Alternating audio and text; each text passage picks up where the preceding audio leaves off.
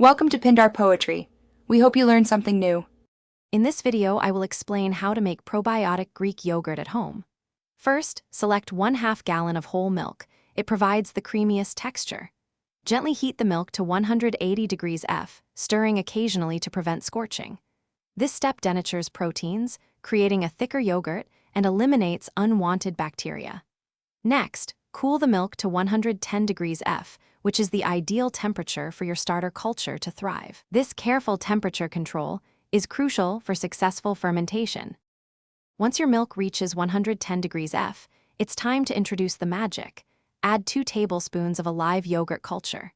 Gently stir it in, ensuring the beneficial bacteria are evenly distributed throughout the milk. Now, the fermentation begins. Maintain a consistent temperature between 105 and 110 degrees F for 8 to 12 hours. An insulated cooler or yogurt maker works perfectly for this. The longer it ferments, the tangier and thicker your yogurt will become. After fermentation, your yogurt is ready for its Greek transformation. Line a colander with several layers of cheesecloth or a large coffee filter. Carefully pour the fermented yogurt into the prepared colander, allowing the whey to drain away. Place the colander over a bowl in the refrigerator and let it strain for 2 to 4 hours.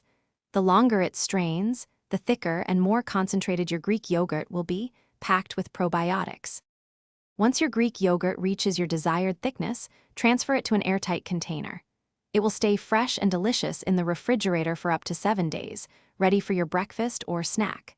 You can enjoy it plain, with fruit or a drizzle of honey. Remember, homemade yogurt is a fantastic source of probiotics for gut health. Also, check the description below for a link to Little Tree's black ice and other great deals to keep your car smelling fresh. Thanks for watching. Consider subscribing if we helped you.